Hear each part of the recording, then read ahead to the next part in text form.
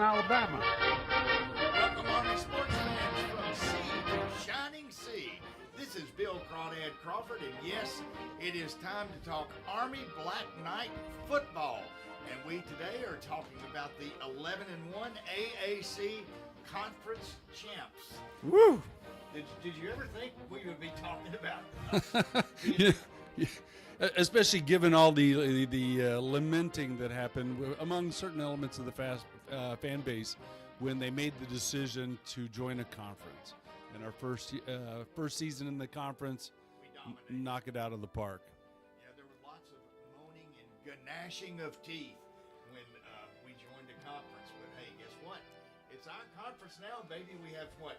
What are the accolades we received from? I think Coach Munkin was Coach of the Year. What are some of the other ones? Yeah, and Bryson Daly was Offensive Player of the Year.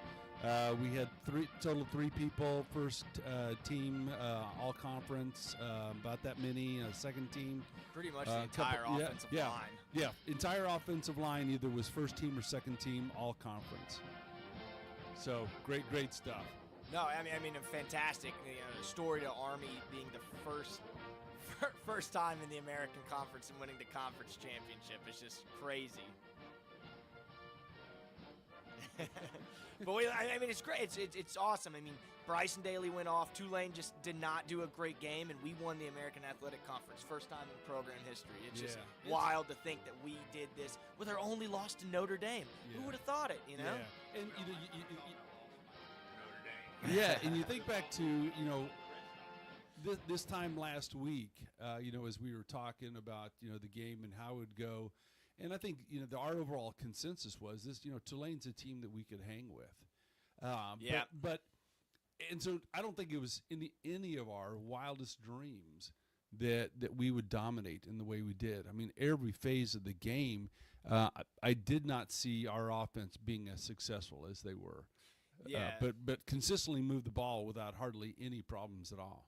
No, it's exactly what you said. I mean, a big momentum shift at the beginning of the game, when, Tulane missed the 2 field goals. And I said missed, because in ESPN it shows it as a missed field goal, not a screwed up hold and, a different, but a huge momentum shift. And the fact that almost every drive we had, Army made a touchdown.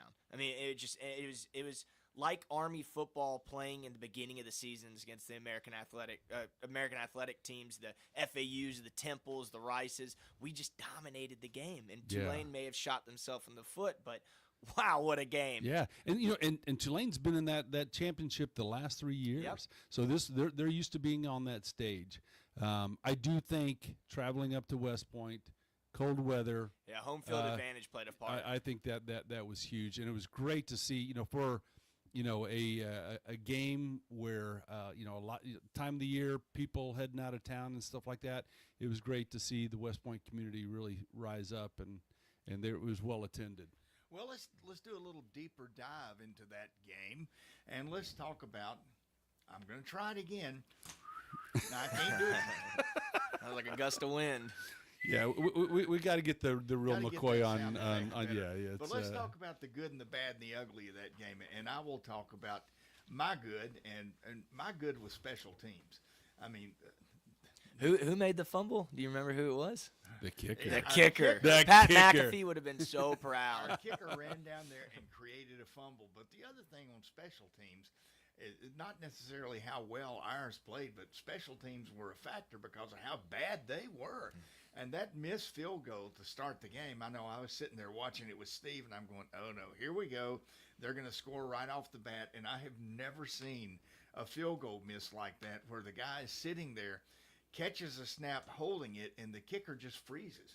For whatever reason, he decided not to kick the ball. Well, the holder did fumble it a little bit and just got it up at the same time. Yeah, I mean, that's sort of a synchronized kind of operation that you expect to go flawlessly. I can't help but feel the temperature had an impact on that right there. But for me, we already talked about turnovers. Turnovers, that's right. I mean, +2, and that was one of the keys of the game that we talked about. Got to end up on the plus side of turnover margin. They definitely did that. Needed to dominate time of possession, which Memphis did when they knocked off Tulane. check that block. But I tell you what, I know this is getting old. We talk about it a lot, but you can't say enough about the offensive line. Oh yeah. Again, this is we are spoiled this year. And not only the individual talent, but the way that unit works together, instinctively knows what the guy on the right and left are going to do on every single play. They execute well. There's a cohesion there. Man, I wish we could just sort of bottle this and pull it out once a year. I believe like 2 or 3 of them are firsties right now that are going to be heading out soon. Yeah. But fortunately, Brady Small, the center, I mean, he started virtually every game since he's arrived there, just finishing up his second season there. But we all know the center is the quarterback of the offensive line. I think we can pull other talent up there with him, and he'll pull them together. Yeah. Well, if there's anything good left, Steve, you covered just about all. Did he leave you anything? I don't know. I mean, the only good, really kind of a good I saw, not necessarily like there was a lot of big plays. There was a lot of good that Army did, but the offensive play calling I think was a good. Bryson Daly, Kanye Udo, and even Noah Short, everybody got the ball, and it was very run-centric. I mean, I think the announcers made a comment. Bryson Daly didn't make a pass until the second half, and I don't even think it was until like halfway through the third quarter. He only had 17 yards passing because he didn't need them. Well, and it shows. One of those 2 completions was on a 4th down, which was a huge. gutsy call. And so I think it's what you said, Steve. The offensive line just creating those running lanes and allowing Bryson Daly and Kanye Udo and Noah Short and Hayden Reed to just allow them to run up and down the field and control that clock. That was a huge offensive win for Army. Oh, one thing, if I can jump in every now and then, one thing I think you cannot overlook is our defense once again played a great game. They did what they had to do. Number 51, I don't recall his name, but he had a key interception, and our defense just once again, I like Coach Nate Woody, but I got the feeling somebody's going to be looking at that man. Yeah. Yeah, and Bear talked about the running lanes, and you can't talk about the running lanes without talking about Kanye Udo. Oof. Boy, isn't he magical? I mean, we had two century men in the running department. Bryson Daly went over 100 yards, and Kanye did. And I tell you what, his ability, as big of a guy as he is, his acceleration. He saw that gap, great field vision, saw the gap, got through there. And it was off to the races. Unfortunately, he got pulled down. Love that they gave him another opportunity to get it in there before Bryson Daly punched it in. But I mean, what a special backfield. Him out of the backfield, Noah Short, man. Everything's just really come together nicely this year. Yeah, and I mean, with the conference championship game, Kanye Udo had more yards than Bryson Daly, 158 yards. Bryson Daly, 126 rushing yards. But I mean, watching all of them in the backfield is great. And yeah, I think the defense stepped up again. I mean, and it was great to watch them. The cold night on the banks of the Hudson at Mikey Stadium. It was great. And here's a cool thing too. If you were watching the game, you were probably I wasn't flipping back and forth, but the Boise State game was on at the same time. Bryson Daly, guess who he's tied with right now? Yeah. Ashton Genty, Boise State's running back, tied for the most single season touchdowns with 29. On that point right there, we're watching during the game, and it said that Bryson Daly is tied for the lead in rushing touchdowns, and then he scores another touchdown, and they put up the same graphic. And I said, they need to update that graphic. No, it was because the Joker at Boise State had scored again. One, yeah. So, I mean, literally going neck and neck throughout that whole game. Well, guess what? He ain't playing this weekend, and Bryson Daly is. So I think Bryson will probably take that lead for good. I certainly hope so. I hope so, by a big margin. I hope he's in the end zone a whole lot. And I know he was, Bryson Daly wasn't, he didn't get an official invite for the Heisman, but, he's worth mentioning in that same category because just what he did this year with Army is it's amazing. And he's just pounding it in every game. So, kudos off to him and stuff. But yeah, it was great. He's tied right now. Yeah. And, moving on to maybe going slightly negative here. The bad. Now, don't go too negative because there's not much. There's negative not much. Yeah, you can- I would I'm definitely. looking forward to see what you can say is negative. Definitely nothing ugly. I mean, but the bad pass rush. There was, Mensah. If he had been more on his game, maybe if he had been playing it at home, given the time that he had to pass on many of those pass plays, he had the opportunity to really dice up the secondary, and we're just not. We occasionally got the pressure, but it was not consistent. All too many times we allowed him to be comfortable in the pocket, and we're not going to be able to do that. Yeah, especially against Mensah Navy. must not have had a very good experience at that game because I think he's already hit the transfer portal. Oh yeah. And, I'll tell you, Steve, their pass rush was indeed just a little bit of a bad thing. But that's bad. But as far as something ugly that team did, the Army, I got nothing. I got nothing ugly whatsoever. No, kind of the only real bad was exactly what you said. It's kind of a two-edged sword, or in cadet land, a two-edged saber.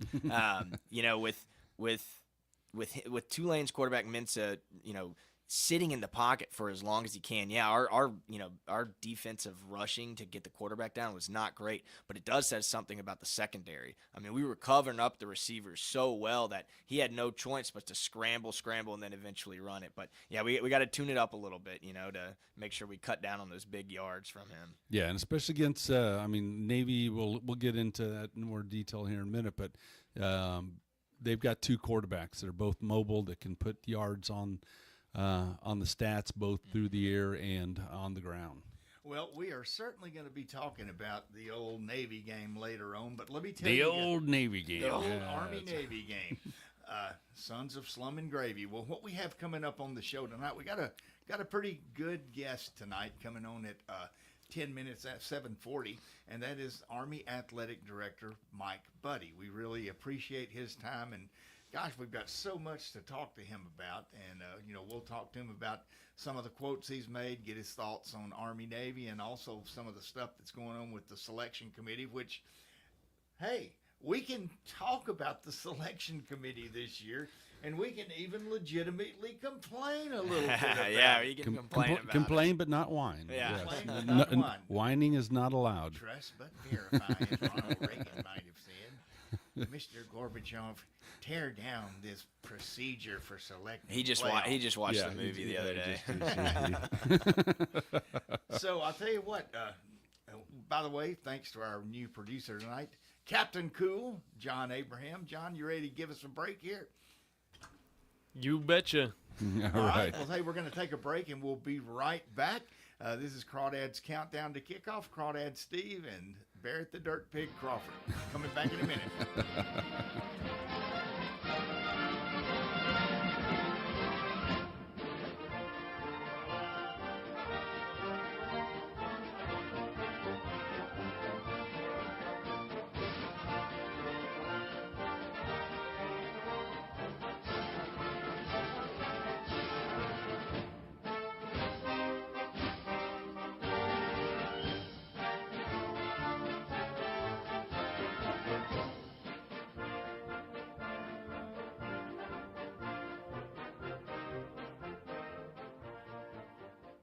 Log on today, 977ESPN.com. Tom Abraham here for my friends at North Alabama Mortgage. Did you know that average home equity is at an all-time high? But so is average consumer debt. Even though rates are higher now, you can use your equity to pay off your high consumer debt, student loans, etc. Then refi when the rates drop. Don't put off that new home purchase. When rates drop, prices will go up. Buy now and get the best price and then refi when the rates drop. This is the time to talk to the experts at North Alabama Mortgage. Visit NorthAlabamaMortgage.com for more information. If you work in a dangerous or logistically intense industry, you know good training can be a challenge. There are training costs, safety concerns, and difficulty replicating real-world scenarios. There's a better way used right now in the Army and in all our armed services to better prepare our heroes, and it's available to you in your organizations. Higher Echelon's Game Development Team is revolutionizing learning in military training, dangerous industries, STEM, and sports performance domains with cutting-edge virtual training that immerses you in lifelike scenarios without the cost and safety concerns for trainees. With Higher Echelon's game-based training, you'll experience realistic simulations, precision accuracy, and unparalleled safety. Higher Echelon founder Dr. Joe Ross is retired Army who played and later coached for the cadets and puts that experience to use. And what we've got to work with. Cutting-edge virtual training environments for soldiers and clients for a decade. Higher Echelon, the name you can trust for advanced training solutions. Reach out at higherechelon.com to get your free consultation. Go Higher and go Army. No representation is made to the quality of legal Okay, services talk performed is greater than right the into that services mic. performed by the It's directional. Hello, Mom. Hello, Mom. Yeah, you can't do this. Everything in the middle will take care of itself. I'm Danny Aldridge, lawyer in Alabama and Tennessee. In You the gonna next 20 go years, down the with her, number of Barry? those Oh, folks yeah. over 65 years of age Oh my God, that'll be no problem. double. In our golden years, the most important goal is to be treated with dignity and have Slick move there, X-Lax. Oh, went away. meaningful with those you love. It was Good. so nice meeting y'all. Yeah, likewise. I'll be in touch for sure. I'll We're send you those dedicated to forms. help for Okay. you sure. with these goals. Perfect. Oh, that's tough. Okay, thanks so much. Life Yeah, have a throws you good those one. inevitable curveballs. Let us assist you with your legal needs, whatever they may be or become. You may reach us by phone at 256-534-3188 or Yeah. online with Dan at danaldridgelaw.com. Just remember, we're here to help. Whether it's personal injury, wrongful death, fraud and cheat, or estate planning made complete, we're here to help. Normally, when you call a roofing company, all you hear is, you need a new roof. Not when you call Fleming Roofing and Restoration. Since 1965, the folks at Fleming have been focused on what you need, whether it's an easy repair or a full roof replacement, commercial or residential. And when it comes to storm damage, you want Fleming on your side. They know all the ins and outs of insurance claims and will guide you through the entire process. Log on FlemingHSV.com and book your free So you guys are gonna estimate hit this today. segment, Fleming and Roofing then you're gonna get Restoration. the AD on in the next segment, right? Get the what? The AD. Yeah. Yeah, we'll break it bottom of the hour. To below freezing for So, this Wednesday night. 7:30. Expect to see lows in the upper You don't want to break 20s, right where the before, overnight will and continue to sit under a we're mostly going to clear talk for a sky. full half hour. Oh, no, Thursday, no. no rain in the We're gonna forecast. talk We'll for see plenty 15 of minutes. sunshine despite the sunshine. Okay. We'll see Yeah, high talk temperatures until warming into the 9 upper or 40s for 30, the afternoon. or like you can I'm go Lois 35, Turner, yeah. 35 to the Similar back. Yeah, 35. home Take it for to break and we'll ESPN get 'em on. Radio, Okay. 97.7 ESPN, The Zone. This will turn So journalism we're talking on its ear. Army Navy Watch now? our stream on WZZN TV on I'm Twitch going to talk and Army YouTube. Navy or the magnanimity of this season and American history. We are football 96. playoffs. Okay, well, let's not leave it short, The Zone. because this segment is really, no. Welcome back, everybody. This is Bill Crawford, and this is Crawdad's Countdown to Kickoff. Before we get started, I do want to mention something one of our great sponsors has got going on this week, and that is Tom Chapman, the owner of Nick's Ristorante, which is a driver and pitching wedge south of the intersection of Bailey Cove and Weatherly. And what Tom has been doing all year is he has been having a little special for football games, and he's got a big one going on for the Army-Navy game. He's going to open the doors at 1:30, and for $15 you get a buffet that his chef is going to prepare. The buffet will be out from 2 to 4, but you can watch the whole game there. I've been to most every one this year that I've been in town, and some of the stuff that they bring out, it's not just chicken wings and hot dogs. It's like a gourmet buffet. It's really, really good. So if you guys pop down there Saturday at 1:30, you'll certainly see Barrett and I. We're going to be there for a little bit. And the other sponsor I'd like to mention is Brian Hammaker and North Alabama Mortgage. You can reach them at northalabamamortgage.com. That is a great place to solve all your housing needs, whatever they may be. If you'd like some extra cash for a holiday, you go down there and see them, refinance, the rates are good, and you'll be rocking and rolling, putting that Christmas tree full of presents. So, Steve, I guess let's talk a little bit about the game coming up this week, Army-Navy. Big game. Big. You know, and it's, I think I want to say it was after the Tulane game. that one of the interviewers, hey, you just won the conference championship. How does the upcoming game, against Navy, compare to what you're experiencing here in the conference championship?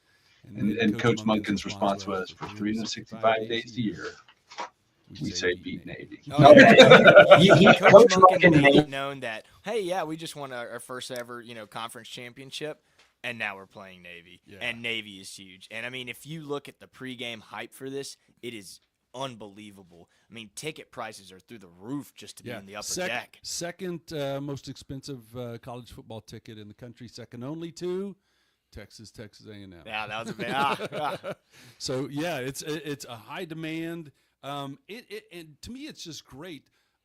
Navy early on in the season was bumping in those polls and stuff like that. Still a very solid team.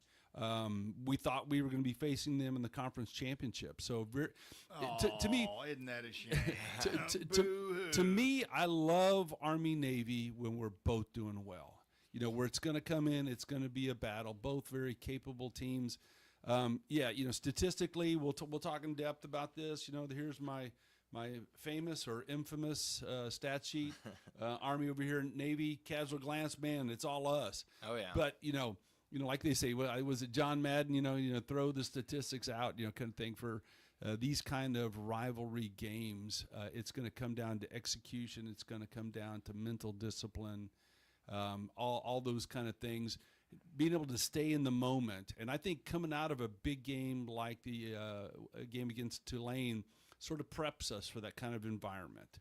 But yeah, it's going to be a packed stadium, two solid teams. It's going to be exciting. And the eyes of the nation will be upon the Army-Navy game. And by the way, I don't think it was John Madden. I do believe in the old Charlie Brown Peanuts cartoon series. Lucy came up to Charlie Brown one time with some baseball stats about how bad he was playing, and Charlie said to Lucy, "You can tell your statistics to go shut up." And you can pretty much tell the stats to, a lot of people say, "Oh, this is not the major rivalry game in the country. You've got Michigan, Ohio State, Alabama, Auburn, USC, Notre Dame." No, this has been since 1890 the biggest rivalry in the country. You can't say that everybody in the country has a tie to Michigan and Ohio State, but pretty much everybody in the country, in one way or the other, has a tie to Army or Navy, and they're always going to pick a side, and they're going to be passionate about it too. Yeah, and if I will, again, we're homers here, but to me, if you're a college football fan, there's a purity in the Army-Navy game that you won't find in virtually any other game, maybe outside the other service academy rivalries. And I think that's been taken to the next level in the NIL transfer portal era. Because, for their entire history, you don't go to Army or Navy so you can break into the NFL. You do it for the love of the game. So that's always been there. Now where, all these players are selling their services to the highest bidders, that their commitment to the team is about half an inch deep. We were talking about before the show, all these players that have already declared for the transfer portal, there's no commitment there. And yet you see Army, Navy, band of brothers committed to the team, committed to the school, committed to each other. Man, if you love college football, how can you not love that? Oh yeah. Well, one thing you can say about Army Navy, if you're a senior on that team, you're not like you just came in for $1 million contract from Ohio State. Everybody who's a senior on that team has been there through hell and high water for 4 years. And you're right, Steve. It's a brotherhood, and it's a strong brotherhood this year. And Barrett, it was kind of like that way when you played sprint football, right? It's exactly. I mean, you come into the Army-Navy game knowing that these guys, even if they're a freshman starting out or they're a sophomore, they're a junior, there's a big brotherhood on both sides of the ball. Now, who's got the stronger brotherhood? It's going to be Army. But the pageantry of the game is unmatched in any rivalry, football game. You have the march on with the Corps cadets and the midshipmen, the flyovers. You have, the choir, you just have everything. You have the mule, the goats, the spirit videos. It's just one of the best games to watch. And I think looking at who's playing on the field, this game is not a it's the Army-Navy game. It's out of the regular season, so, it technically doesn't count, but it does count. I mean, this is for the Commander-in-Chief's trophy, an outright win. Navy is looking good.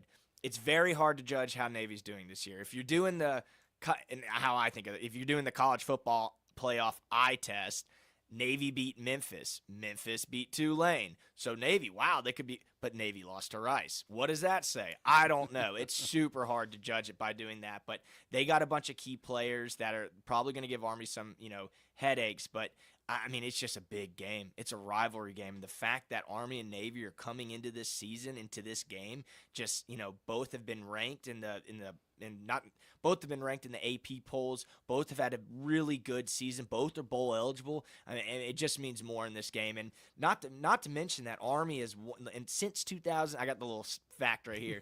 Since 2016, Army has won 6 of the last 8 games. Yeah.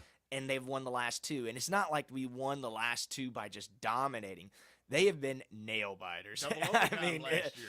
No, not last year. Yeah, it's just nail biters. Field goals, taking a safety to end the game and win the game. Yeah.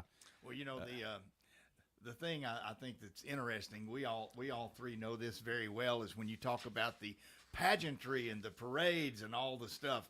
It's one thing to see that on the TV, but it's quite another thing to be out there in the freezing ass cold in that long gray overcoat. Oh, yeah. Sometimes with rain or snow falling on yeah. You don't really think about the pageantry at that point in time. You're just going, God, when is this thing going to end? We've been out here since 8 o'clock in the morning. And at the same time, when that final gun sounds and it's the end of the game, if you lose, it gets just a little bit colder. Oh, yeah. You sing second, man. If you win, suddenly it doesn't seem quite as cold. Yeah, it's just it's night and day. But I tell you, take a look at the Navy again.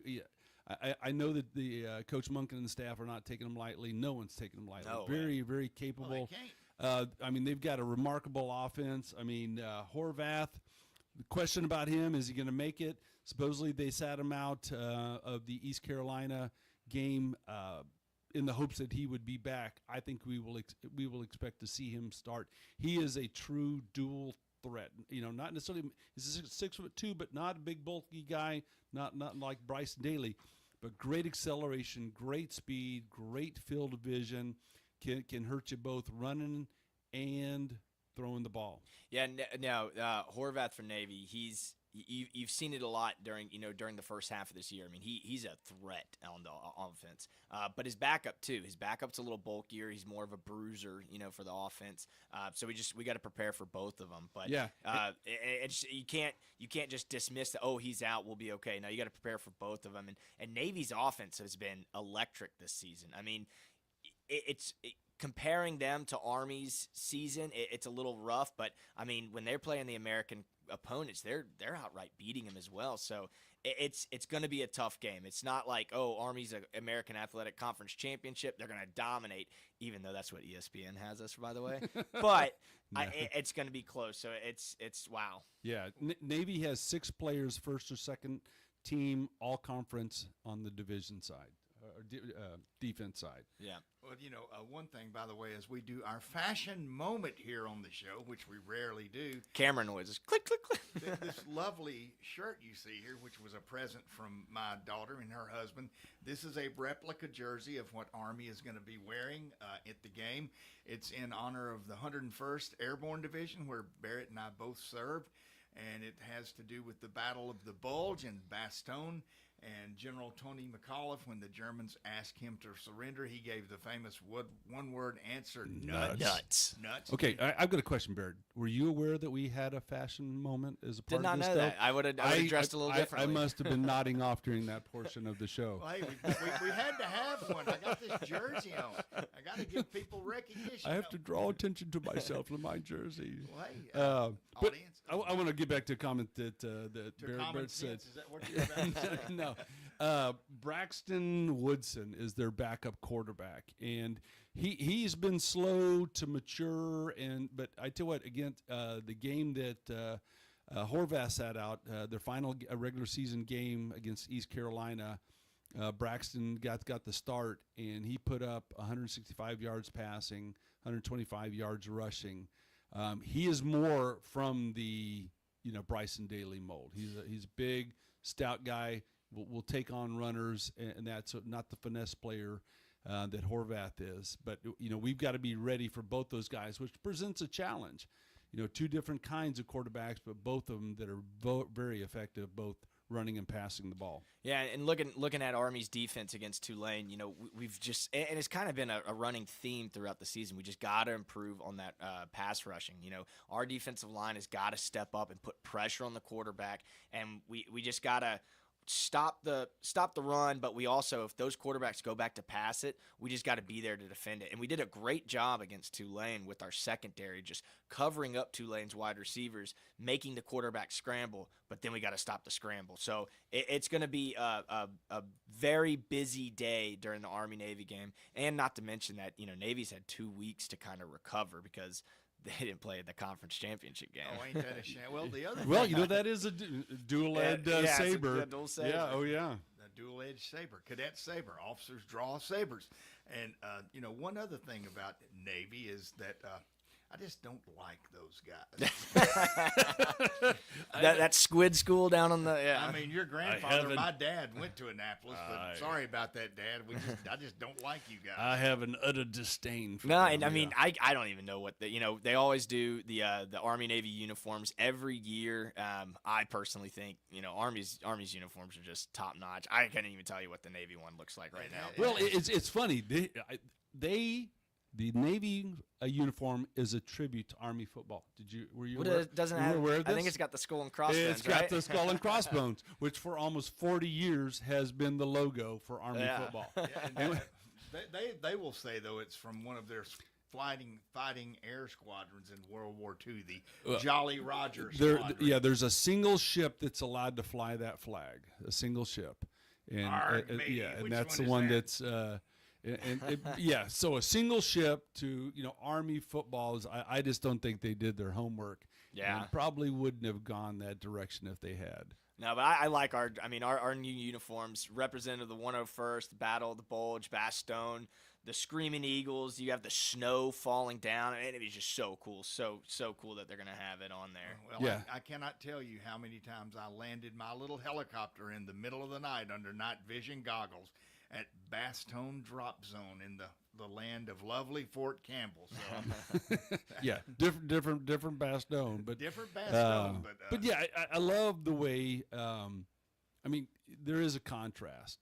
The Navy sort of breaks, or honors things, submarines and ships and stuff like that. I love the way they tie in the history department and bring this out, and this is a great tribute to the 101st Screaming Eagles. Okay, and as that we have a rendezvous with destiny. As we would say in the 101st, we have a rendezvous with destiny, and that destiny happens to be a break, which Captain Cool, John Abraham, is saying we need to take it pretty quick. And when we come back, we will be joined by Army Athletic Director Mike Buddie. So, John, go ahead and take us out, and Barrett, let's take us out with song. We have a rendezvous with destiny. We just lost half our audience.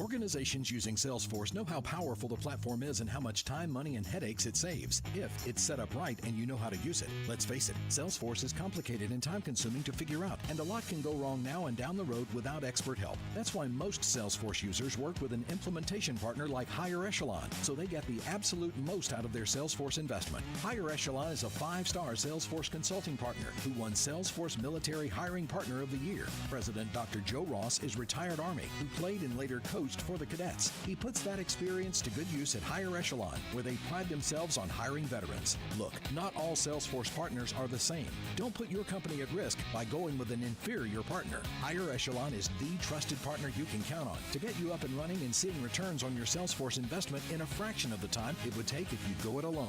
Go to higherechelon.com. That's HIGHERECHELON.com to learn more.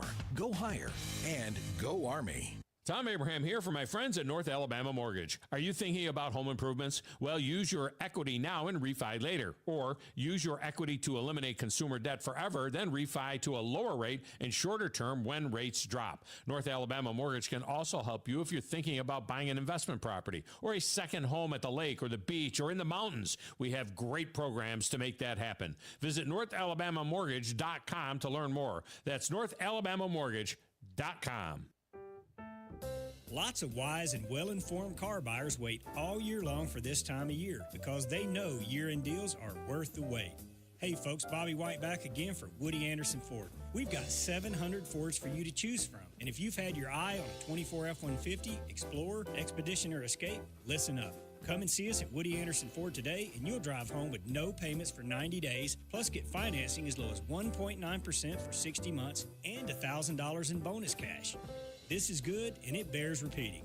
Come get your best year-end deal on a 24 F-150, Explorer, Expedition, or Escape, and you'll keep your cash for the holidays and make no payments for 90 days. You'll also get financing as low as 1.9% for 60 months. Plus, we're going to throw in $1,000 holiday bonus cash. The year-end is here, and we've got the deals that make it worth the wait. With your good credit, these offers end December 31st, only at Woody Anderson Ford. I'm Bobby White, and I hope to see you soon. Buying that perfect home is one of the most important financial decisions you'll ever make, so it's crucial that you have the right partner to help you through the process. Hi, I'm Stuart Evans, Mortgage Loan Officer for Bryant Bank, and I'm here to tell you that we are that partner. We offer a variety of mortgage products to fit your unique home buying situation in a changing rate environment. That kind of hassle-free approach might not be what you'd expect from a bank, but it's exactly what you can expect from us. Give me a call today or visit me at our downtown Huntsville office and let me show you what banking beyond expectation is all about. Bryant Bank Equal Housing Lender, NMLS ID 2428943, member FDIC. You know, this process is all about talking ball. Listen to Talkin' Ball with Scott Tyson and Drew DeArmond. What did they want privacy for? To just start talking ball. Every weekday morning, wake up with Scott and Drew. It's Talkin' Ball. 97.7 ESPN, The Zone.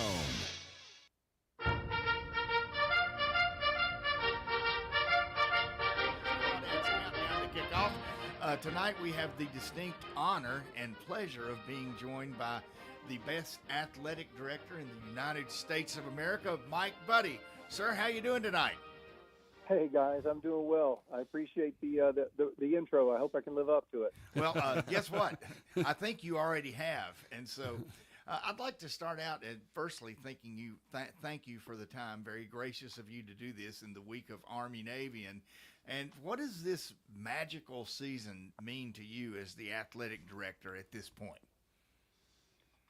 Well, you know, it's just a reflection on the young men who represent this academy. It's a reflection on Coach Munkin and his staff and how hard they've worked, and certainly a little bit, you know, of redemption maybe for having to make a very informed but certainly a tough decision to walk away from our independence and join a league.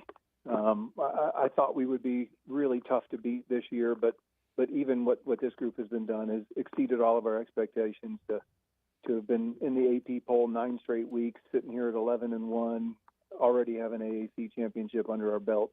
It's been a hell of a ride, but as you and I both know, Saturday matters more than the previous 12 combined. Oh, no doubt about that.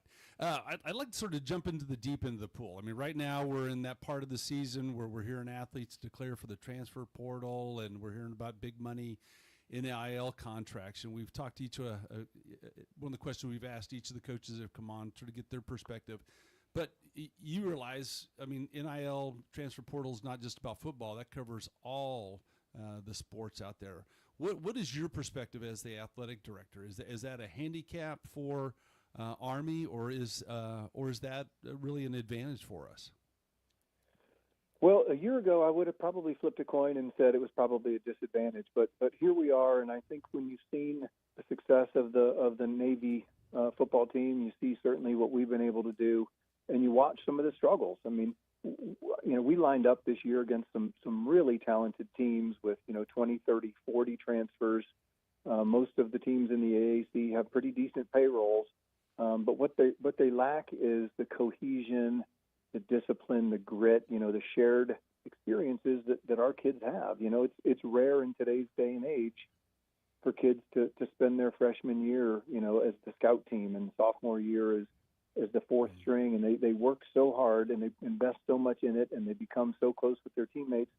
What we're seeing is it's becoming an advantage for us to have these upperclassmen, for the most part, who have grown physically, grown mentally, and just they have a love for their teammates that shows on how we perform. And the championship game against Tulane is a great illustration. If we had 25, 30 transfers, we wouldn't have 0 penalties, 0 completions, and just all these great statistics that are showing that our success is, from top to bottom all the way through. So I think it's a challenge for civilian institutions that are getting all these new kids, certainly talented, but I wouldn't trade it for the cohesion and just the discipline and togetherness that we've been able to enjoy. Yeah, and that brotherhood's huge, and not only are we seeing it with Army football this year, but it seems like the past few years all Army sports have kind of been dominating. I mean, you see like the baseball team winning the Patriot League all the time, lacrosse being ranked nationally. I mean, it seems like our cadet athletes are just excelling on the field. How important is this this West Point message coming across nationally to people who are kind of unfamiliar with it? The success of sports within West Point. Yeah, and I'm glad you pointed that out. We've got 24 head coaches that are just phenomenal human beings. They're invested on so many levels. Our Army needs to recruit young people that have high character and great athleticism and high intellect. And I just credit our coaches for whether it's track, swimming, wrestling, baseball, lacrosse, like you mentioned. They're able to find these young people, most of whom don't have a ton of other offers, but they just have that it factor. They have a commitment. They have a little bit of a chip on their shoulder, and they're willing to serve. And we're able to take them and kind of convert them from being willing to serve to having them want to serve. And then they grow up. They grow up physically, mentally, spiritually, emotionally, and they're just tough kids. And when you've got a bunch of coaches who really know how to develop them from a sports perspective, it turns out that it's a pretty good recipe. Hey, Mike, I've got a question for you. I had an opportunity to hear an interview that you did with Kennington Smith, and you had a quote in that interview that I think is one of the most fascinating and one of the most germane quotes to NIL and the transfer portal that I have ever heard. I can't exactly say the quote verbatim, but I can certainly paraphrase it. And you said something to Kenny Smith about the value of getting recruits out of the transfer portal, and you said this. You said, we recruit people from day one, sometimes from even before high school. We recruit their coaches. We talk to their parents, their pastor, everybody. And you said on the transfer portal, you may have 1 or 2 days to talk to somebody and make a decision, and you may just be making a decision off of stats and not character. And what you said is you may end up getting athletes who are physically superior but competitively inferior. Could you expound on your thoughts behind that quote and that logic just a little bit? Yeah, well, I appreciate you listening to that podcast. I mean, essentially, it's our belief that it's not a bad idea to sacrifice a little bit of athleticism in favor of character, tenacity, and grit. And what we're finding at some of these other institutions, they've got these kids with phenomenal God-given ability, but what they're losing is the ability to fight through adversity, and they don't like to be held accountable, certainly at the level that our kids are willing to be held accountable.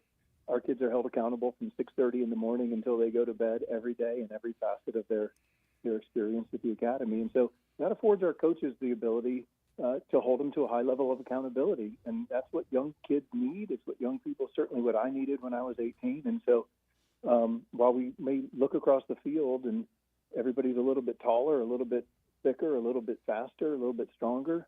But we're able to make up for it in some of those other areas that just show up. They don't show up in the box score, but they show up on the final scoreboard. So we feel fortunate that what used to be seen as maybe a disadvantage has turned into an advantage. Wow, I couldn't agree more.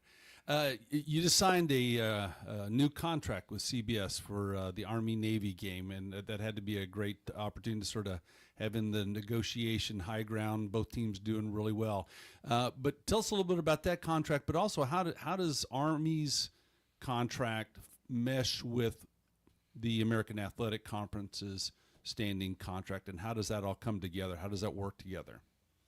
Yeah, so we actually have two contracts with CBS, one for our regular season games, and that's been in place and is in place through 2027.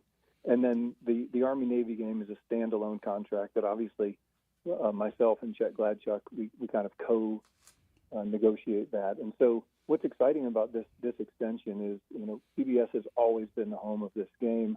And it's not just about, anybody can show up with cameras and camera placement and talent and broadcast a game. What we love about the CBS relationship is the stories that they tell leading up to the game, during the game, and they do it so well. They understand the spirit of that game. And so they've just been a great partner. They were one of the partners that we had during COVID that we asked if they could maybe speed up a payment to help out our department when we weren't getting revenues. And they didn't ask a question. They said, no problem, we're happy to do it. And those are the kind of partners that you want. Wow. And so we're really excited. They really stepped up on this newest deal when, who knows 5 years from now how many CFP quarterfinal games might be on the same day as Army-Navy. And it obviously occurred to them, but it didn't matter to them. They wanted to continue to be the home of the Army-Navy game, America's game. They made us a great offer, and we were thrilled to be able to continue that partnership. Yeah, and we really appreciate watching it on TV every weekend. I mean, to be on a primetime spot is great. And, speaking of primetime, although it was a loss against Notre Dame, the media coverage for the Army-Notre Dame game at Yankee Stadium was just phenomenal. And for you playing for the Yankees, I mean, how much of a significance was this for you going back to, going to Yankee Stadium and play a huge national broadcast football game there? It was an electric night. Obviously leading into that game, who'd have thought that the teams would be a combined 18-1, and we would be the 0. On a personal level, guys, it was cool for me to walk into that stadium with no anxiety over potentially giving up a home run. It was a new experience, and that we got to see firsthand what a talented group that Notre Dame Irish team was, and we wish we'd have played better, but we had the opportunity, we had the platform, as you said. We were the darlings of the media leading up to the game, and certainly what I'm most proud of is, as physical as that game was, as tough as it was, and the score certainly didn't reflect what our goals were, but we didn't let it beat us again. We licked our wounds, we got back to work. Coach Monken is just remarkable at keeping these guys focused 1 week at a time, and we got right back out there and we're able to go back and keep our winning ways going, and that spoke a lot about just the character of this team. Oh, Mike, I have a question. Probably the hottest getting off the Army-Navy game just a little bit. I think the hottest topic in the sports talk arena these days is the college football playoff and the selection process that they are using. As an athletic director whose team had a legitimate chance at getting in the playoffs, is there anything you think that needs to be tweaked in how that process is ran right now, or have they got it 100% right? Yeah, they definitely don't have it 100% right, and that's through no fault of their own. It was designed in mind with 5 power conferences, and obviously now there's just 4, and so like any decisions that are made, any high level products like the college football playoff. You need to do it for a year or two, and then realize, okay, let's go back to the drawing board. Where did we miss? Where could it be better? And those conversations are already taking place. But it's just been a part of the season. You talked about the CFP. I remember probably 14 months ago talking to the chairman of my board and saying, hey, we want to join a conference because there's not a pathway for the CFP. and I think we were 1-5 or 2-6 at the time. And to his credit and my credit, he didn't look at me side-eyed. He didn't giggle. He just said, "Yeah, you're damn right. If we have a season like we think we can have, we need to have a pathway." And so, there were 5 CFP polls, and for Army to show up in 4 of the 5 is pretty cool to be a part of that. And we have no intentions of fading away as they tweak that format, as I'm sure they will. But any Group of 5 opportunity, we plan on having a voice in it. Hey, I couldn't agree more. Oh yeah, there's with success comes attention, and specifically Coach Monken, and not that he spoke to the issue well, but from an athletic director's perspective, I mean, you've got a coach here. I think you'd be hard pressed to find anybody in the fan base that doesn't think Coach Monken is probably the best fit and just a great coach. In the environment it is, what is the academy doing just to ensure that Coach Monken doesn't have to look anyplace else? That this the fan base would love to see him retire out of this job one day in the distant future. So, speak to that dynamic a little bit. Yeah, well, to be clear, it's not just the fan base, right? The athletic director would like to see retire and then after a pass in Red Blake, right? There are things that we try to do to support Coach, and resources is a good word. And a lot of times people equate resources with compensation, and certainly, we try to compensate him as well as we can, and he's in a very good place compared to the rest of the folks in the American Athletic Conference. But it's other things. It's opportunities for his players. It's taking care of his staff. It's making sure that his facilities reflect, the goals of the team, and that's why the Michie Stadium renovation project is going. And we're turning dirt and starting to have steel come up out of the ground here shortly. And all those things are indicators that Coach can use to recruit, continue to recruit the next generation of athletes to come to Army West Point. So it's all those things. It's staying in lockstep. As the athletic director, I'm thrilled that other programs have made decisions to move forward with other coaching options. Mm-hmm. As Coach's friend, I want him to have the opportunity that he's determined is best for him and his family, and I'm just thrilled that Army has been that decision and continues to be the home of Coach Monken. Well said. Yeah, I mean, we love him too. You bring him over to Huntsville, Alabama anytime, and he'd have a free meal at our place. And sir, I wanted to ask you kind of the strategic plan, the fruits of victory, the premier cadet athletic experience, if you could talk on that and what that means, as a cadet or somebody looking to come into West Point, what the fruits of victory kind of means for the overall cadet experience. Yeah, well, for us, it's a roadmap. As the college world continues to evolve outside of the gates of the academy, we want to make sure that we're evolving, right? The things that made an outstanding experience for the cadet athletes in the 80s and 90s, it's different now. And so we're trying to make sure that we're holding ourselves accountable. And so we created that document as a blueprint or a roadmap for what we believe should be the most important goals and strategic objectives. We published it, publicly. We want people to see it, and then we keep score, right? We've got a scorecard that we look at every summer and say, hey, did we do what we said we were going to do? Where can we get better? Where did we fall short? Why did we fall short? And, those are questions that our folks in the military ask all the time and have asked of them. And so we want our board members and our public to hold us accountable to those things, because at the end of the day, the only reason I have a job is those 1,100 cadet athletes who come to West Point to participate in their sports that they love for the last 4 years, most likely, that they're going to get the opportunity. And so they deserve our best every day, and they're held accountable in everything they do, and we think it's only right that we are as well. Well, hey, sir, we really appreciate your time. I got one final question for you, and then we'll let you go. I'm sure you have a lot to do this week, but tell us and our listeners what thing you like most about being at West Point. Well, besides the beauty and the history and the traditions of it, to me, it's simple. It's real simple. Looking at the young men and women that we get the opportunity to help achieve their dreams, you look them in the eye every day, they call you sir. They don't ask questions. They don't complain. I've been an athletic director for 10 years now, and my first stop, I'd get calls from parents from time to time, and I haven't gotten one from a parent at West Point. These kids they're special, they're unique, they deserve our best effort, and so I get to work for them every day, and there's nothing better as they keep finding ways to beat these teams that are getting paid. They're just doing it because they love each other, they love what they're doing, and who better to represent our country and defend our Constitution as we go on. So that's the best part for me. I thought you were going to say you're so close you can go to the Yankees game and see your old team.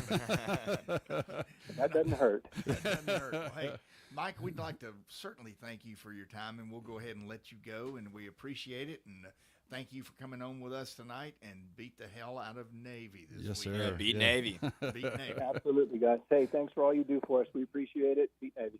Beat Navy. Beat Thank Navy. You. Oh, man. Folks, that was athletic director Mike Buddie. We're certainly glad to have him on. That was I tell you what, man, what a guy. I talk about Monken, what a great ambassador he is. I mean, we are just we are blessed as an institution on the athletic arena, just to have some remarkable gifted leaders, gifted ambassadors. Okay, folks, we want to hear from you next. 256-576-4977. I remembered that number. Give us a call when we come back from the break, and we'd love to hear what you think about this magical season. Crawdad Steve and Barrett the Dirt Pig, we will be back in a bit.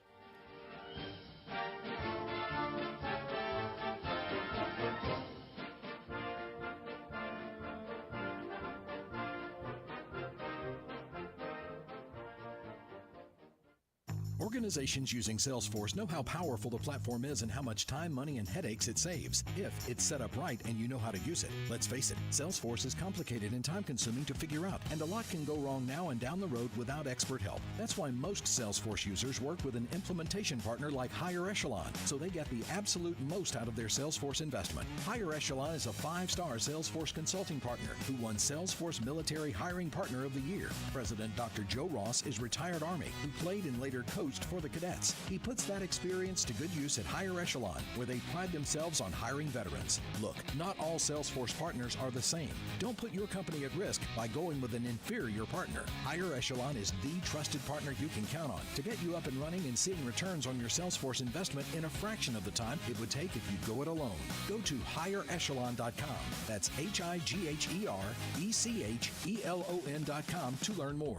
Go higher and go Army. Tom Abraham here for my friends at North Alabama Mortgage. Did you know that average home equity is at an all-time high? But so is average consumer debt. Even though rates are higher now, you can use your equity to pay off your high consumer debt, student loans, etc., then refi when the rates drop. Don't put off that new home purchase. When rates drop, prices will go up. Buy now and get the best price and then refi when the rates drop. This is the time to talk to the experts at North Alabama Mortgage. Visit NorthAlabamaMortgage.com for more information. You want the right specialist for your recovery. At SportsMed Orthopedic Surgery and Spine Center, we understand every body is different. Your muscles and bones are unique, as is your body. Our SportsMed specialists offer innovative treatments and minimally invasive procedures, allowing you to quickly return to the life you love. Locations in Huntsville, Madison, Athens, and Decatur, and on the web at sportsmedalabama.com.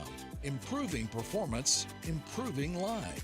The company is Eagle Masonry and Insulation, but did you know they're also Eagle Landscaping and Dirt Work? Eagle can take care of all your landscaping needs, including irrigation, sod work, and planting, both plants and trees. On the dirt work side, Eagle can grade and build your pads, haul dirt in or out, and even do erosion control. Philip Love and his team can do it all for you. The website is the same, insulatewitheagle.com, as is the phone number, 256-755-1556. Give them a call and see what Eagle can do for you. Eagle saves you time. Eagle saves you money. Not looking or feeling your best? No energy for the things you like to do? Ready to look and feel younger? Make your appointment at Advanced Life Clinic, one of the region's foremost destinations for patients interested in looking and feeling their best. Specializing in advanced laser treatments and weight loss, male and female rejuvenation to offset the effects of aging, and more. See how Advanced Life Clinic can help you enjoy your life again. Call 256-882-6555 or log on advancedlifeclinic.com.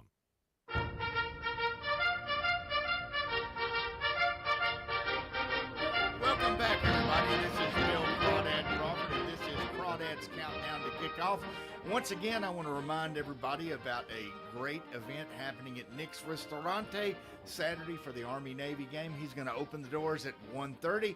$15 gets you a gourmet buffet, and there'll be a lot of folks down there watching the game. And the reason I mentioned this again, I forgot, if you wear some sort of Army-Navy garb down there, no matter which side you're on, You get a free shot of Jaeger. no, you don't get a free shot of Jaeger. They can't do that, but you do get something free. So Something free. some little knick-knack. They're not going to give them my lucky pin here. They can't have that. Well, hey, how about that, guys? I thought that interview was I can't say enough good about him. I mean, you really just capture every aspect of him as athletic director. Very articulate, very sharp, gives a darn, understands what West Point's about, but is clearly a leader in his own right, thinks strategically, thinks long-term. I tell you what, our athletic program is in good hands, and I think we're going to see some sustained excellence going well into the future, especially while he's at the helm. And, Barrett, the one thing you brought up that Buddie recognized it, Mike did, and I think it's really true, is it's not just football where we're having a lot of success in NCAA athletics. We're doing – didn't you have some sort of listing of all the sports? Yeah, no, I mean Mike Buddie in the athletic department over there, they're able to, secure, and I say secure, they're able to extend a bunch of contracts of a bunch of very successful coaches. Yeah. And I mean, you look at a lot of Army sports, the baseball team's been dominating the Patriot League almost every year. Lacrosse has been nationally ranked. The Army men's rugby team has won a national title, and the direction of Army sports is moving very positively. And I think Mike Buddie and the leadership up there is doing a phenomenal job. Too. Yeah, and sprint football is also one. Oh too. yeah, there you my go. bad. Yeah. they're national champions as well. Should have been at the top of the list. But those other sports, I think that's where we have the real recruiting advantage.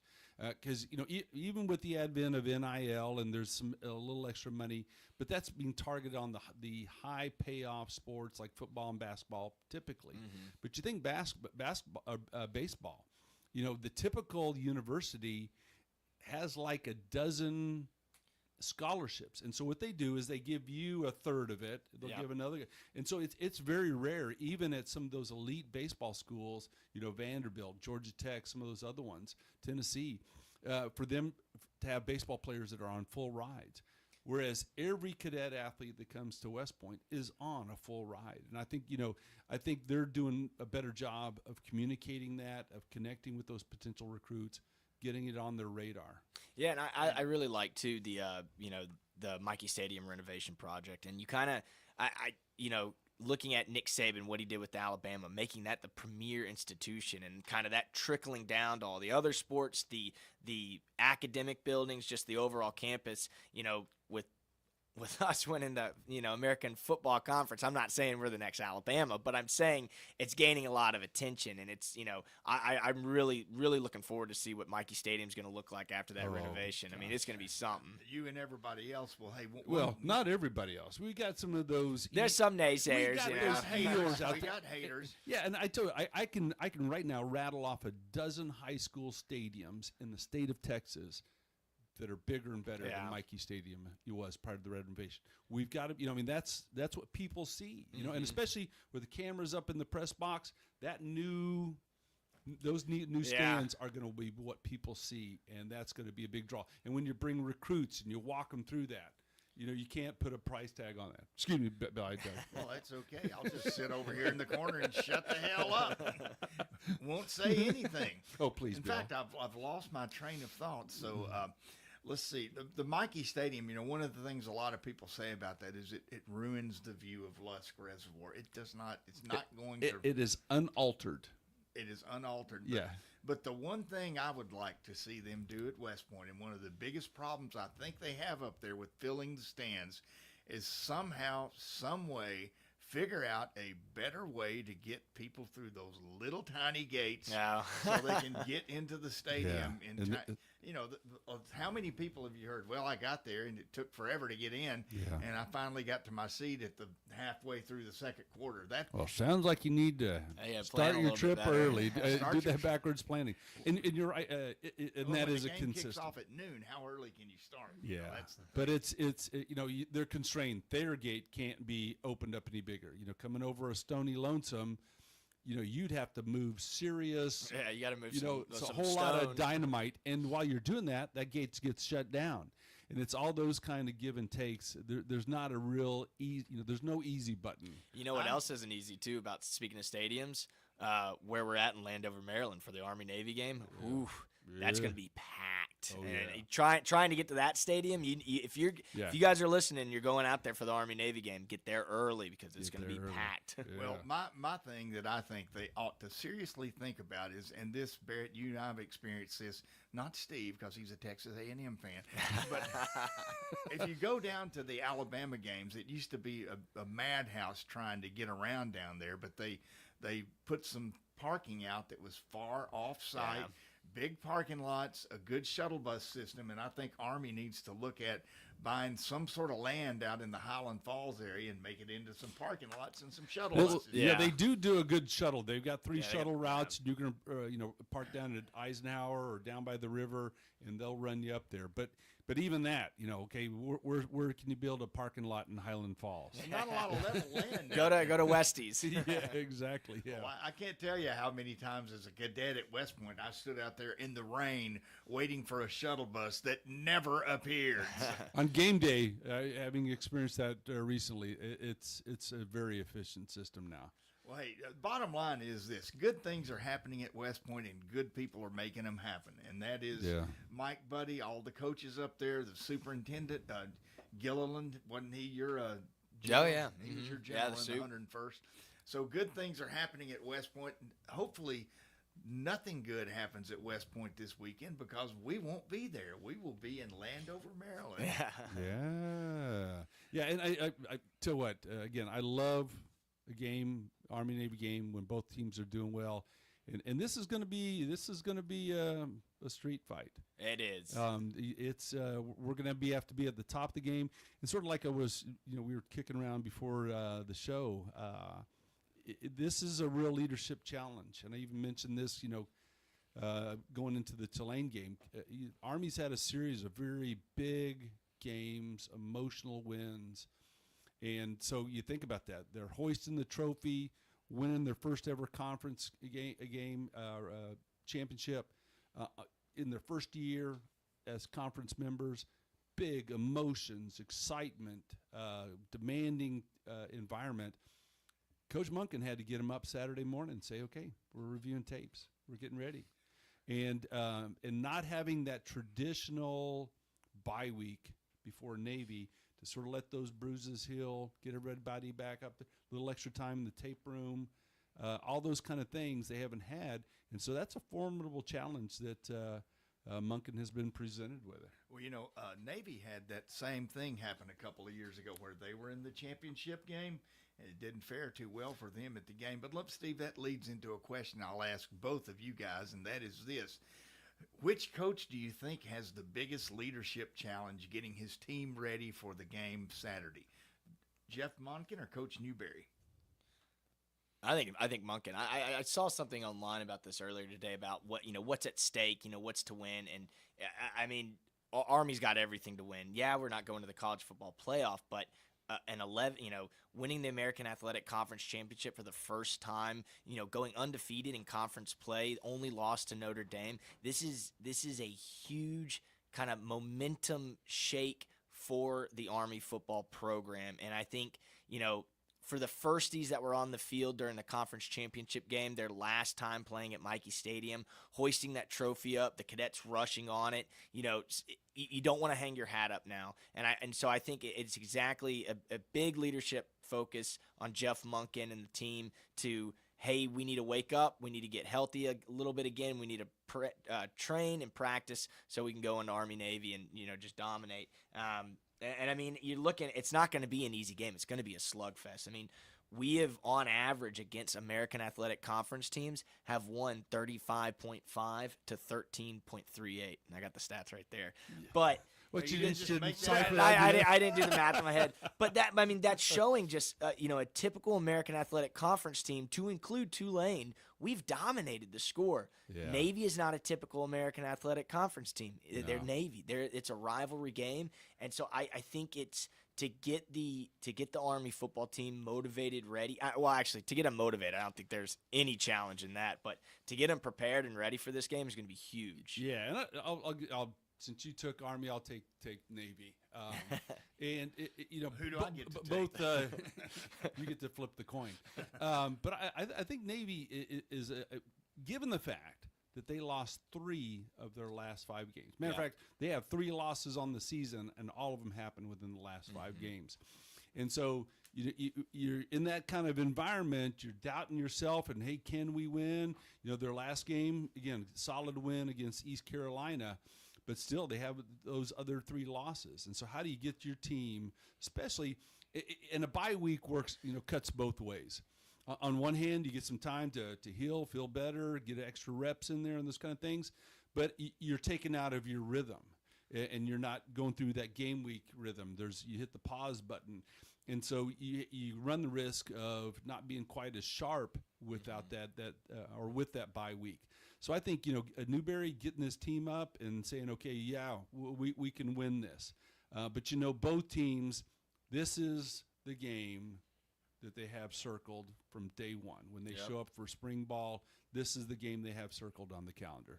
Well, I will say this. That was, to me, was a little trick question, because I don't think either coach is going to have a harder job, one or the other. I think they're both actually not going to have that hard of a job at all, because like you just said, Steve, this is the game. This is it. This is where the rubber meets the road. This is where you get to say, 365 days a year, go Army, or go we beat you.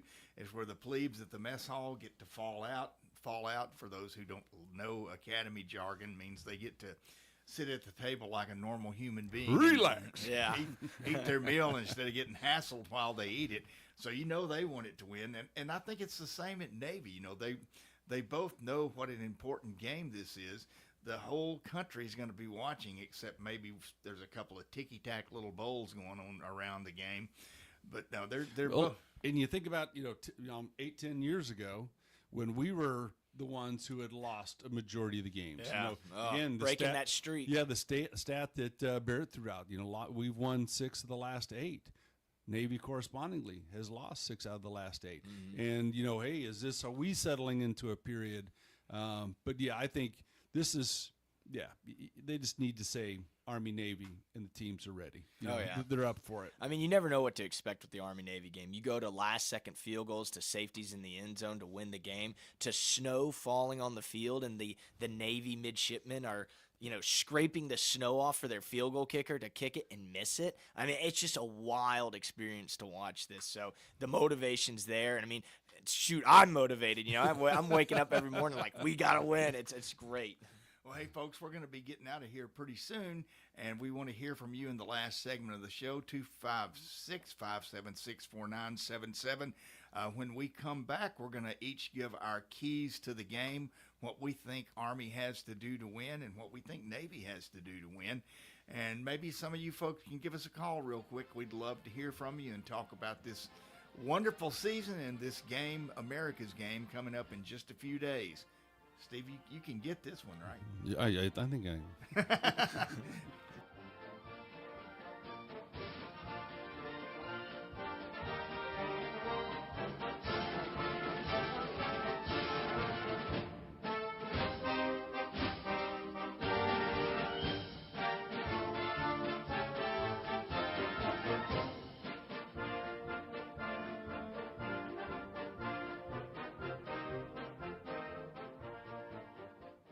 Log on today, 977ESPN.com. Tom Abraham here for my friends at North Alabama Mortgage. Are you thinking about home improvements? Well, use your equity now and refi later. Or use your equity to eliminate consumer debt forever, then refi to a lower rate and shorter term when rates drop. North Alabama Mortgage can also help you if you're thinking about buying an investment property or a second home at the lake or the beach or in the mountains. We have great programs to make that happen. Visit NorthAlabamaMortgage.com to learn more. That's NorthAlabamaMortgage.com. Organizations using Salesforce know how powerful the platform is and how much time, money, and headaches it saves if it's set up right and you know how to use it. Let's face it, Salesforce is complicated and time-consuming to figure out, and a lot can go wrong now and down the road without expert help. That's why most Salesforce users work with an implementation partner like Higher Echelon, so they get the absolute most out of their Salesforce investment. Higher Echelon is a 5-star Salesforce consulting partner who won Salesforce Military Hiring Partner of the Year. President Dr. Joe Ross is retired Army who played and later coached for the cadets. He puts that experience to good use at Higher Echelon, where they pride themselves on hiring veterans. Look, not all Salesforce partners are the same. Don't put your company at risk by going with an inferior partner. Higher Echelon is the trusted partner you can count on to get you up and running and seeing returns on your Salesforce investment in a fraction of the time it would take if you go it alone. Go to higherechelon.com. That's HIGHERECHELON.com to learn more. Go higher and go Army. AL cert number 21014. Welcome into the hottest and coolest game show around called The Freeze. Today's contestant, Bob. Bob, can you tell me the heating and air business that provides free service with repair? Is it Talent Heating and Air Conditioning? Can you tell me which heating and air business provides free second opinions? Talent Heating and Air Conditioning. You are a grand prize winner. You have won a visit from the #1 heating and air business in the Tennessee Valley. Talent Heating and Air Conditioning?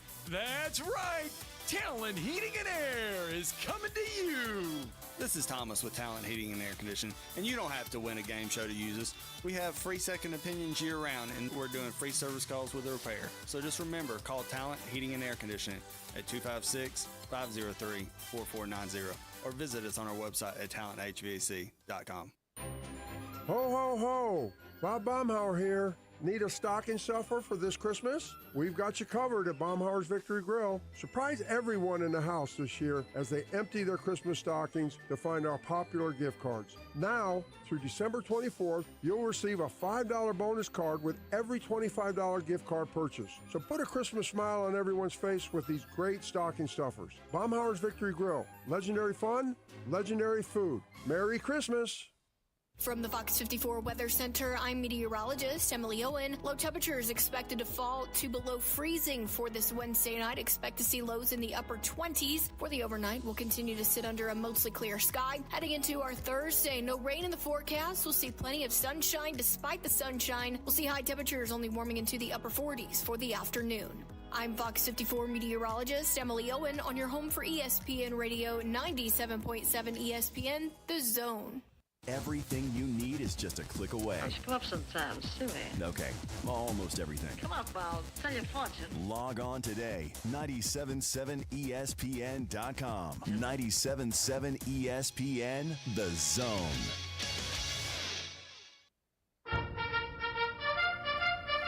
Welcome back, everybody. This is Bill Crawdad Crawford, and this is Crawdad's Countdown to Kickoff. We got one more show left this year. Not exactly sure what time it is going to be next week because there's a lot of conflicts going on at the station, but we'll certainly let you know on our Facebook page. And also wanted to remind everybody that the game will be on 97.7 The Zone Saturday, so that's a good place. When you tune in to listen to that, you don't hear the CBS crowd. You hear the actual Army broadcast team, Rich DeMarco and the guys. So, yeah. So if you're watching on TV or listening on the microphone, here's the keys to the game. But before we get the keys to the game, we got Mike Williams standing by. Mike, go ahead. Hey, I have a pretty simple question, but it might require some details. What bowl games did Army get, and what did Navy get, and the reasoning behind that? Well, I can. Armed Forces Bowl. Army got the Independence Bowl against the mighty Marshall Thundering Herd, and Navy, I think, Steve, didn't they get the Military Bowl in Annapolis versus Florida? They got the Armed Forces Bowl against playing Oklahoma. Oklahoma. Yeah. And Tulane is playing Florida. Well, the why behind it is the American Athletic Conference gets the bowl allocations, and they parse them out at the end of the season. And generally, the primary determination on who goes where, at least the American Athletic Conference member goes there based on payout. And the Independence Bowl has the highest payout per team of all the bowl affiliations they have, so hence Army went there. If you're like me, I was a little disappointed. Bowl games are opportunities to play another Power 4 team, and generally we're competitive with them in bowl games because they have transfer portals and people sitting out for the NFL draft and all those kind of things, and we tend to be very competitive for them.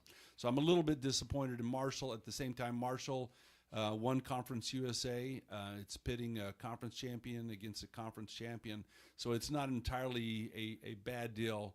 The wild card there's rumors of a whole lot of Marshall players declaring for the transfer portal, so it could be a blowout. It could be, it could be an Army. Yeah, like you, I was kind of disappointed at it, but on paper it makes sense. Marshall was Conference USA championships. We were the American Athletic Conference championship.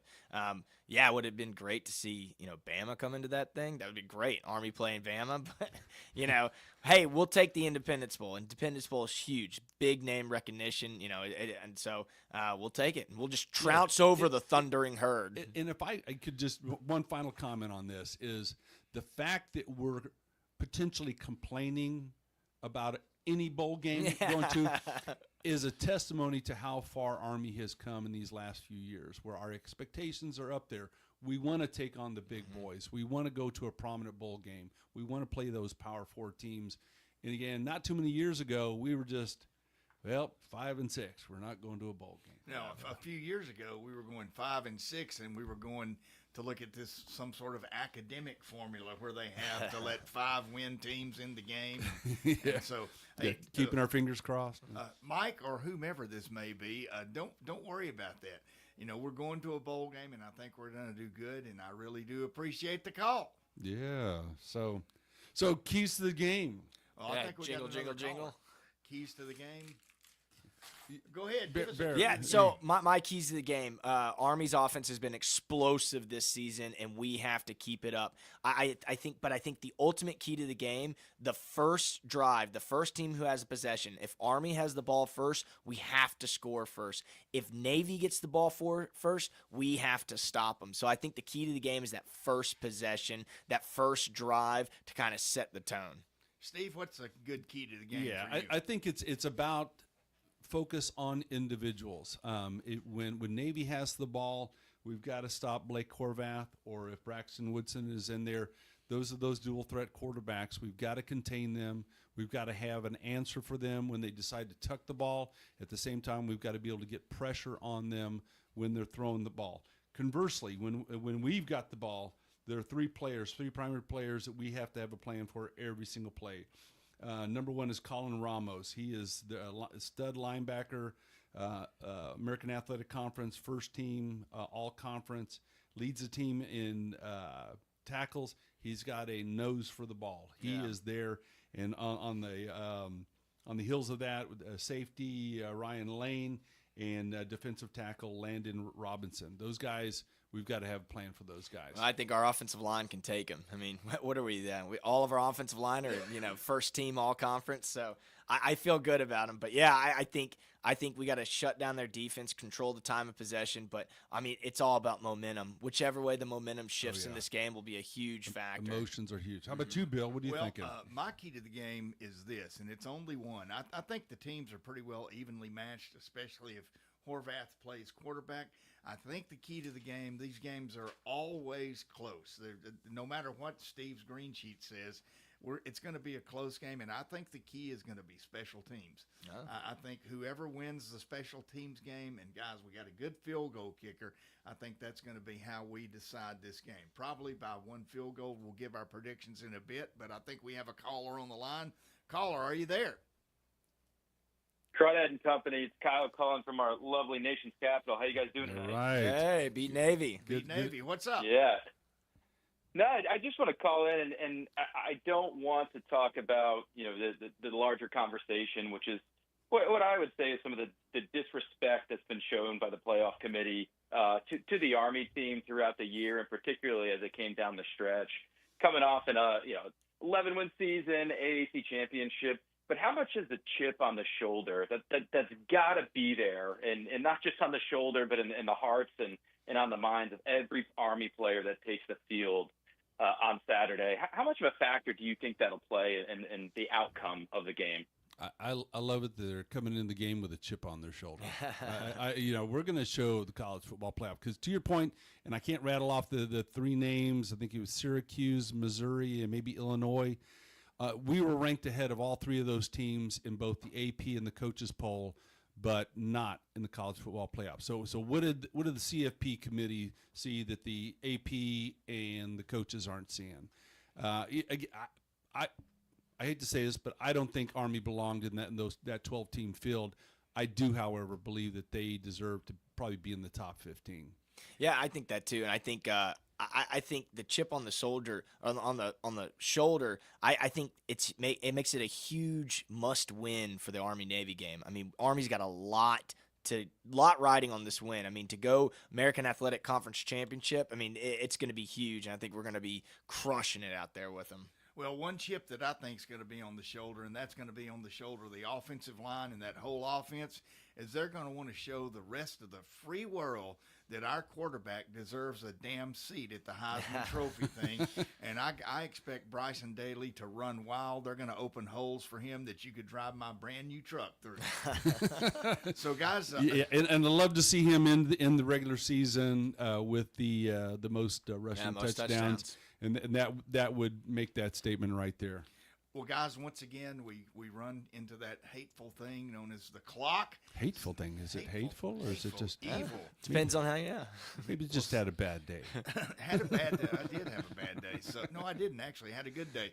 So Barrett, give us your prediction for the game. Yeah. So I think it's going to be a tough game. But I think Army's going to prevail. I think Army's going to score 4 touchdowns, 1 field goal. Navy's only going to squeak by 2. I think it's going to be 31-14. Army is going to crush Navy. Wow, man. So I'm going to write that down. 31-14. 31-14. Okay. Steve, what say you? You can write that down, but if you want to bet on the game, this is the prediction you need to listen. Yeah, okay. I'd go with Steve. So I think we've got 2 very capable offenses that can move the ball. And I think it's going to be uncharacteristically higher scoring than a typical Army-Navy game. But in the end, I've got Army winning it 28-20. We're going to have a Shankopotamus on the part of the extra point kicker for Navy. So 28-20. Well, so I guess it comes down to me to give the real pick of what's going to happen. What I think is going to happen is I think no matter how these teams come into the game, it's usually a lot lower scoring than you think it's going to be. And now we've got a high-powered offense and a high-powered quarterback. We got a couple of good receivers, and we got a first-class running back. But I think they're going to move the ball up and down the field, but I think it's going to be a defensive battle. And I'm saying that we're going to win by field goal, again, special teams, 17-14 Army.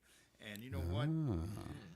If I was a betting man, I'd take the under for this. I think game. we need to at least put an adult beverage on this. Yeah, maybe. We'll see. Whoever wins, the other 2 closest one. Provide the beverage of choice. Well, it's easy for you to say you've already got $10 of Barrett's in your pocket.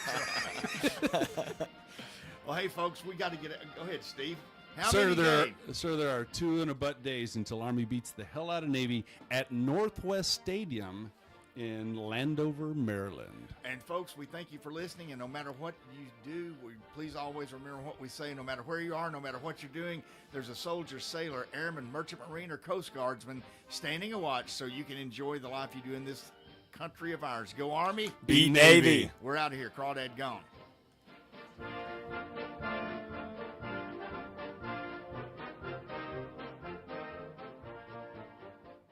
WZZN, Union Grove, Huntsville, Alabama. Your home of the Crimson Tide Sports Network.